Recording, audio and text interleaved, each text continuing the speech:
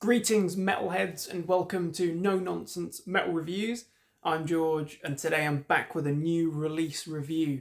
Today I'm going to be talking about the stunning brand new studio album The Arsonist from Teutonic Thrash legends, the mighty Sodom. I'm a big fan of Sodom. I think that they are just such a reliable band, one of the best thrash bands around, a band that I just always get really excited about whenever I'm talking about them, whenever I'm spinning any of their impressive albums and EPs. Freaking love this band. And The Arsonist, I believe this is actually the 18th full-length album, if we're including the 40 Years at War album. And it's a beast. It is a stunning album. It is a fine continuation of form. Sodom they've been through changes, lineup changes, evolution over the years. However, they have always sounded like Sodom. They have always played essentially thrash metal. You know, there's punky flares in there at times in their career, such as the Tapping the Vein album, which was recently enjoyed an anniversary, well, actually, just a revamp, remix, and a remaster. That album was almost verging on death metal at times, but this incredibly reliable band has been producing top-notch extreme metal for 40 plus years now. And this absolute beast, The Arsonist, is the first full-length album from the band since the 2020, I believe it was, Genesis 19 album, which is a sterling album. Absolutely love that record. A real killer piece of work. Before that, we had the brilliant Decision Day. Before that, Epitome of Torture. Some great albums. And they've also been throwing out, it seems every year, or certainly every couple of years, EPs and singles like there's no end in sight. We've had Out of the Frontline Trenches a little while ago. We had Bombenhagel. We've had loads of great stuff coming out from the mighty Sodom. And this masterpiece, I'm loving it, absolutely loving it, is a brilliant continuation of form, and it's available, crucially, in some very awesome formats, one of which is this rather lovely box set version that we've got here, which I will give a brief review of after talking a little bit more about the album. So this vinyl version is, of course, from the box set, and it's great. If I was going to sum it up in a few words, I'd say it's a freaking masterpiece. It kicks off with The Arsonist, the title piece, which is essentially just an intro. It sets the atmosphere. It's kind of a little bit Middle Eastern vibe. It's dark. It's gloomy stuff. And then you are launched in classic Sodom style into an absolute groovy thrashing beast of a track, the Battle of Harvest Moon, which is a powerful, almost anthemic piece. It's a thunderous number. It hits you like an artillery strike. And it's got an immensely catchy chorus. You know, Tom, Angel Ripper, the legend, bassist, vocalist. He's got a very iconic voice and he's sounding good here. He's in fine form. The whole band, the revamped, re-energized Sodom of 2025 sounds great. We've got Frank Blackfire back in the band, as he has been for many years now, riffing away. We've got a really tight unit here, and they deliver the freaking goods. And Battle of Harvest Moon is a punishing, very Sodom number. To be honest, it just sounds like reliable Sodom. We then get a much faster, thrashier number, which is actually one of my favourite tracks on this fine album, Trigger Discipline, track number 3. That is one of those numbers your head is banging. And if your head isn't banging, it's because you physically can't. It is such a great number. It's one that gets you moving, Tom's vocals are really at the forefront there, and the pace, the drumming is just rolling. It's barrage stuff. Machine gun. I don't think I can get any more sort of military or weapon, comments in there. It's freaking great. Trigger discipline is thrashing. Absolutely brilliant. Right the way throughout, I will say it's just a stunning album, but I'm going to take you through. The Spirits That I Called, again, it's a thrashy number. It is a very thrashy album, actually. I think that there are some Sodom albums that are a little bit more extreme than others. Some of them almost have a little bit more of a Motorhead, Venom sort of worship speed metal thing going on. This, to me, just like Genesis 19, is a thrashing, snarling beast of an album. And actually, let's just comment on that artwork, which is absolutely glorious. We get it in the gatefold here. Try not to damage the gatefold, of course, but it looks like war, and it sounds like war. It's a very fitting continuation. Sodom, actually, they've got a great run of album covers, but this sits very nicely alongside albums like M16 or dare I say it, even Agent Orange. Certainly with the album cover. Spirits That I Called, I think that's a great one. Again, it's got good choruses. This whole album is littered with catchy, really memorable choruses. You know, the riffs and the instrumentals are really good. I will say, production on this album is great. It sounds like there's clearly been, understandably, a lot of attention to detail put into this one. They've clearly worked very hard on it, and it sounds great, but you get some tracks that are just so instantly catchy. And The Spirits That I Called is a great one.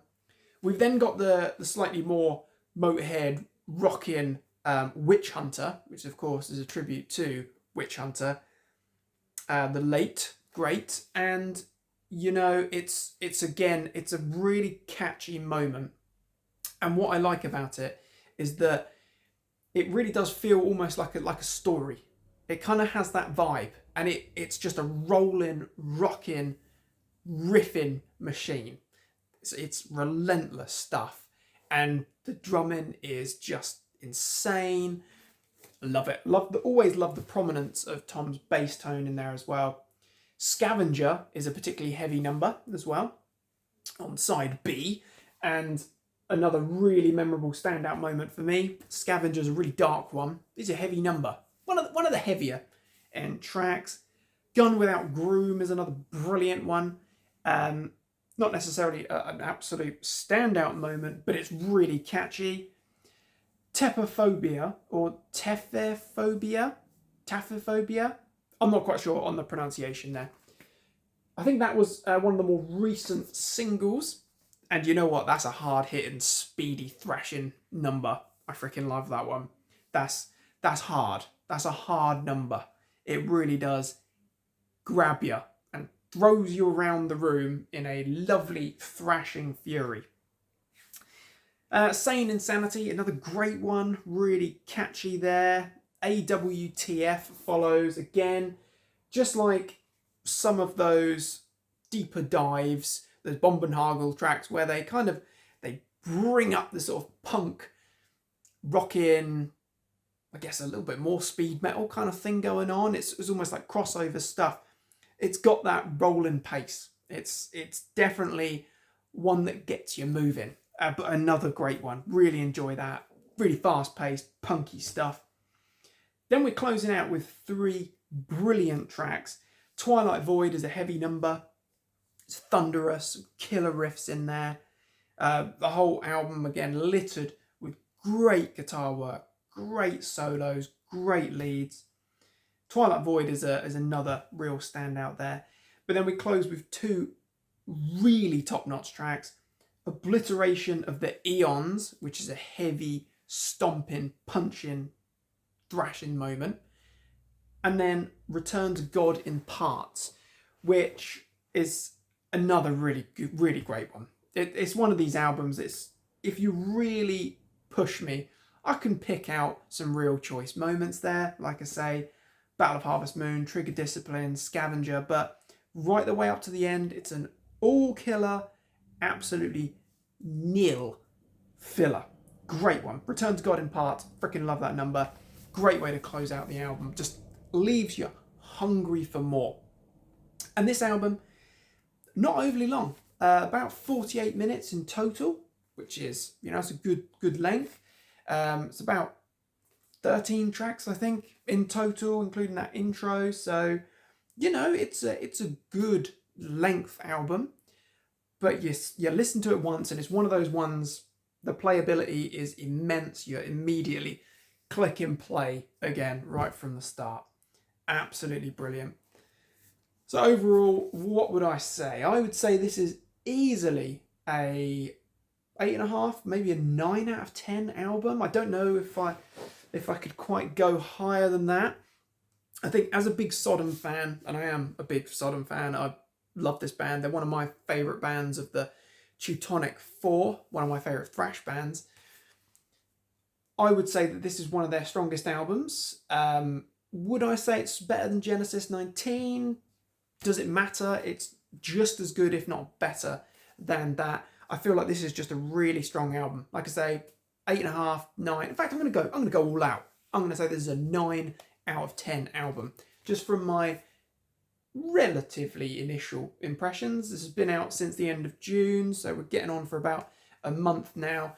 The box set took a little while to arrive, and I didn't want to spoil it by just Spotifying and YouTubing it. I wanted to wait for the full package, and I'm glad that I did, because it is a brilliant album.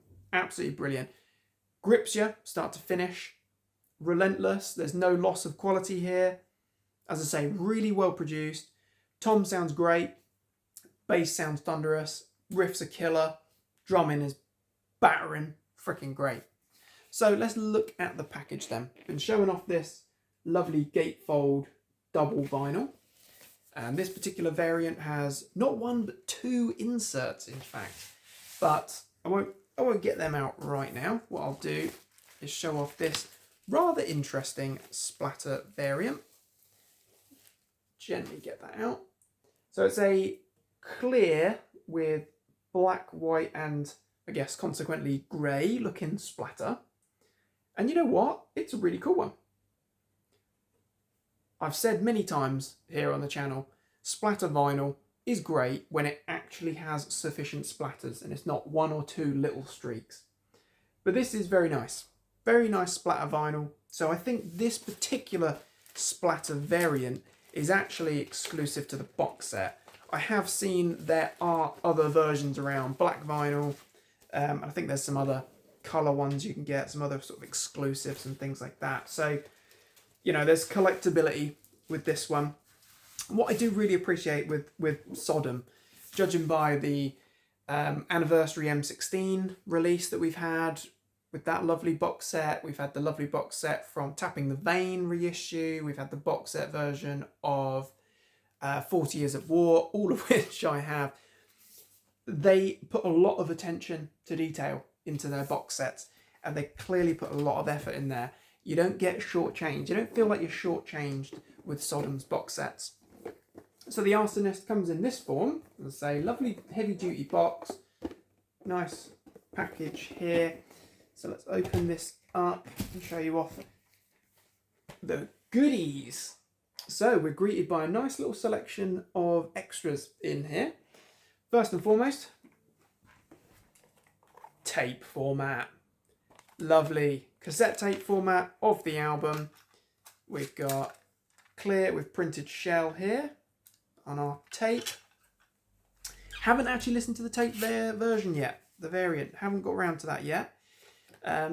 Cool little insert.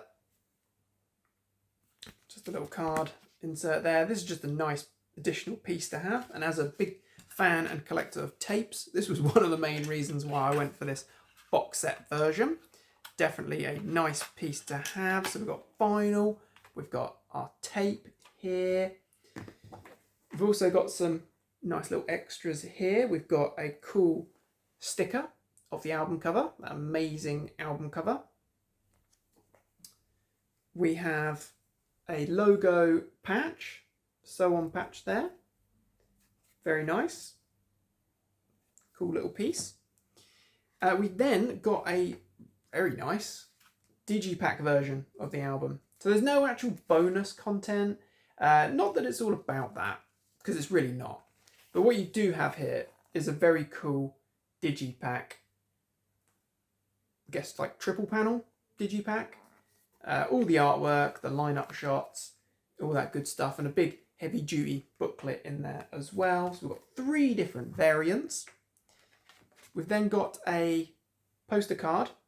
So this one isn't signed by the band. I don't know if maybe that was originally the intention, but the poster card that you get in the 40 Years War, that is signed, which is a really cool little piece to have, but still, you know, a nice little feature.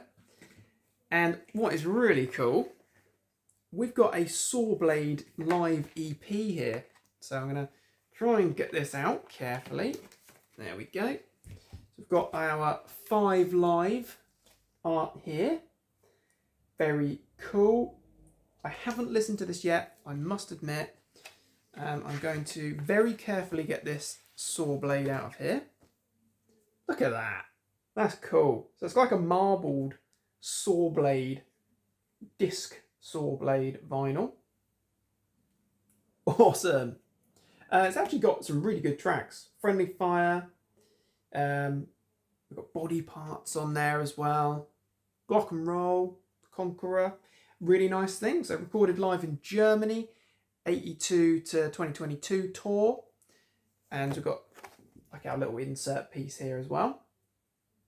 So really, really cool, unique little article. Again, I believe this is actually just exclusive to the box set as well. Pop that over there. And then lastly, in the box here, we've got, of course, a massive, probably won't even be able to show this all off, a massive artwork poster.